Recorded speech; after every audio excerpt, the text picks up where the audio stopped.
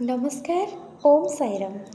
साई की कहानी सुनो माय यूट्यूब चैनल गोडे फ्रेश ब्लॉग तरफ आपको स्वागत करुच्ची।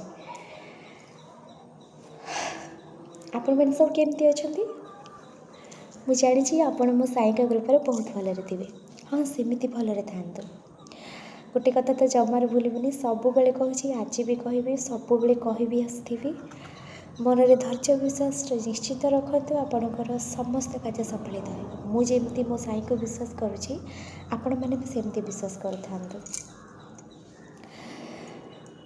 पूर्व अध्याय में आपको कही साई बाबा किपर भाव में पंढरपुर यात्रा आरंभ करते। तो आज कहवाक चाहिए बाबा भिक्षावृत्ति केमती थिला। सी तो भगवान सी तो सबकि सी कहीं भिक्षा मागुले। तो चलतु आज ये विषय किसी शुणा। जहाँ द्वारा देश में स्वयं परम ब्रह्म भिक्षुक वेश धरी माँ खंडे रोटी मिल कि बोली डाकी कहती और रोटी खंडे भी हाथ पताती। गोटे हाथ बड़ गिलासटी हाथ में झोलामुणी भी रखि था। केतेक घर से प्रतिदिन जाती एवं केतेक घर दुआर मुहर जा बुली आसती। से जलीय पदार्थ सहित क्षीर दही इत्यादि ग्लास रे नियंती आ भात रोटी आदि शुखिले मुड़ी से नहीं जाती। तो से होती परम कारुणिक शिरडीर मौड़मणि सद्गुरु साईनाथ महाराज। सद्गुरु साईनाथ महाराज की जय। बाबा जिह्वारे स्वादिष्टर किसी भी आकर्षण नाला जेहेतु सी नियंत्रण करते। तो तेणु भिन्न भिन्न खाद्यर स्वाद पर कौन से प्रकार स्वाद ज्ञान नाला। जी जहाँ भी देने से हस खुशी से निश्चय खाई दौले अथवा जदि कि भोकिला थाए से दे था।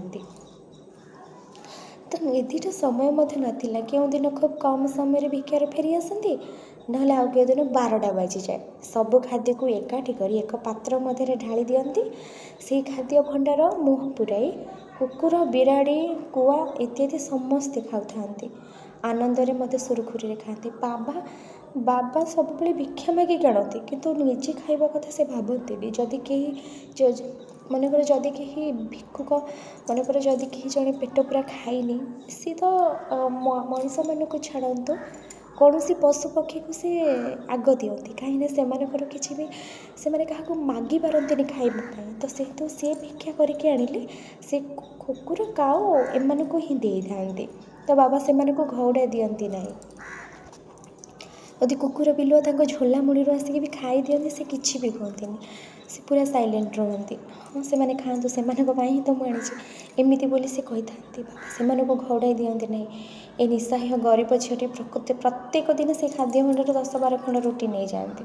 परम दयालु बाबा श्री साई जोटी कुकुर बिराड़ी से खाद्य खाइले किसी कहती ना केमिति एक निस्सहाय दरिद्र झीटा को कहे एपरी से महात्मा महापुरुषंकर जीवन धन्य।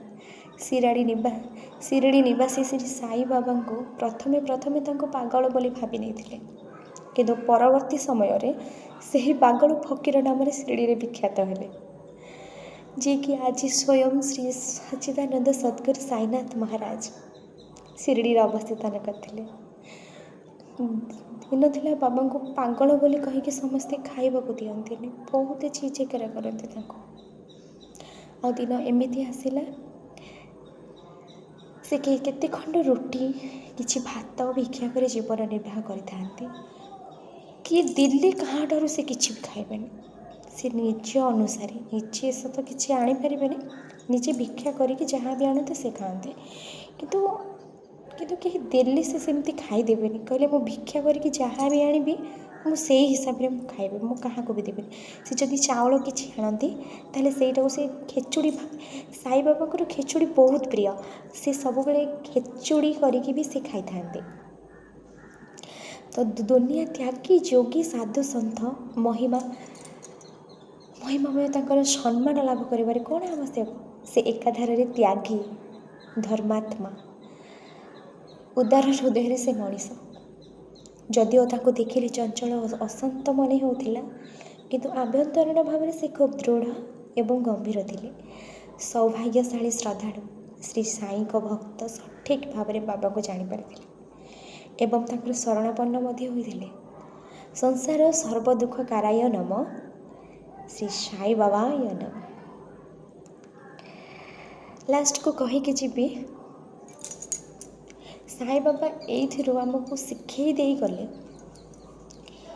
ଯିଏ ଅସହାୟ, ଯଦି ଜଣେ କେହି ଭୋକିଲା ରହୁଛି, ଯଦି ତୁମ ପାଖରେ କିଛି ଅଛି ତାଙ୍କୁ ଖାଇବାକୁ ଦେବ।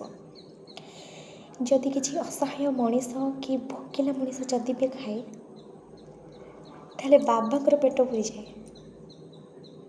ତ ଯଦି କୌଣସି ନିଃସହାୟ ଯାହାକୁ ବି ଆପଣମାନେ ଦେଖୁଛନ୍ତି ତାଙ୍କୁ ଆପଣ ଖାଇବାକୁ ଦିଅନ୍ତୁ, ବାବା ନିଶ୍ଚିନ୍ତ ଖୁସି ହେବେ।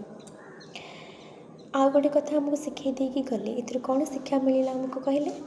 ଶିକ୍ଷା ମିଳିଲା ଯେ କି ମାନେ ନିଜ ଗୋଡ଼ରେ ଆପଣମାନେ ଠିଆ ହୁଅନ୍ତୁ। ବାବା ଚାହିଁଥିଲେ, ବାବାଙ୍କୁ ସମସ୍ତେ ଖାଇବାକୁ ଦେଉଥିଲେ, ତାଙ୍କୁ ଭଲ ଲାଗିଲାନି। କେତେ ଦିନ ଏମିତି ମୋ ନିଜ ଇଏରେ ଖାଇବି, ସେଥିପାଇଁ ସେ କହିଲେ ମୁଁ ତ କିଛି କରି ହିଁ ପାରୁନି, ମୁଁ ଆଣିକି ଖାଇବି କେଉଁଠୁ? ତ ଏମାନଙ୍କଠୁ ତ ସବୁଦିନ ଆଣିଲେ ହେବନି। ତ ସେ ଭଗବାନ ବୋଲି ସିନା କହୁଛନ୍ତି, ଆମେ ମଣିଷମାନେ ଯାହା ଘରେ ଯାଇକି ପ୍ରତିଦିନ ଖାଇବା, ତା ମନଟା କ'ଣ ହେବ? ଅଶାନ୍ତି ହେବ ନା? ତ ସେଥିପାଇଁ ଏତେ ଅଶାନ୍ତିକୁ ଯିବ କାହିଁକି? ନିଜ ଗୋଡ଼େ ନିଜେ ଠିଆ ହେବାନି କାହିଁକି ଆମେ? ତ ବାବା ଦେଖିଲେ ନା, ଭିକ୍ଷାବୃତ୍ତି ସେଇଟା ଗୋଟେ ଭିକାରୀମାନଙ୍କର ମାନେ ଗୋଟେ ପରିଚୟ, ଯେଉଁଟାକି ଭିକାରୀମାନେ ଭିକ ମାଗିକି ଖାଆନ୍ତି। ତ ବାବା ଭିକାରୀ ନୁହନ୍ତି, କିନ୍ତୁ ଆମମାନଙ୍କୁ ଶିକ୍ଷା ଦେବା ପାଇଁ ଯାଇକି ସେ ଭିକ୍ଷାବୃତ୍ତି କରିଥିଲେ। ସେ ଭିକ୍ଷାବୃତ୍ତି କରି ନିଜେ ଖାଉଥିଲେ, ଅନ୍ୟମାନଙ୍କୁ ବି ଖୁଆଉଥିଲେ। ଆଉ ଗୋଟେ କଥା, ବାବାଙ୍କ ଦ୍ୱାରକୁ ଯିଏ ଯାଏ ସେ କେବେ ବି ଖାଲି ହାତରେ ଫେରେନି। ନିଶ୍ଚିନ୍ତ ଯାହା ବି ସେ ଖାଇକି ଆସିଥାଏ ତା ପେଟ ଫୁଲ୍ ହେଇଥାଏ। ତ ଆପଣମାନେ ବି ଯିଏ ଅସହାୟ ଅଛନ୍ତି, ଯିଏ କିଛି କାମ କରୁନାହାନ୍ତି, ନିଜ ଗୋଡ଼ରେ ନିଜେ ଠିଆ ହୁଅନ୍ତୁ। ଆଉ ନିଜେ ଭଲ ଚାକିରି କରିବା ପାଇଁ ଚେଷ୍ଟା କରନ୍ତୁ। କାହା ଦୟାର ପାତ୍ର ହେବ ନାହିଁ, ଆମେ ଆମ ନିଜ ଗୋଡ଼ରେ ଠିଆ ହେବା। ତ ସେଥିପାଇଁ ଯଦି ଆପଣମାନଙ୍କୁ ମୋ ଏଇ ଭିଡ଼ିଓଟା ବହୁତ ଭଲ ଲାଗିଥାଏ, ତାହେଲେ ଲାଇକ୍, ସେୟାର, ସବସ୍କ୍ରାଇବ୍ ନିଶ୍ଚିନ୍ତ କରିବେ। ରହୁଛି, ନମସ୍କାର, ଓମ୍ ସାଇରାମ।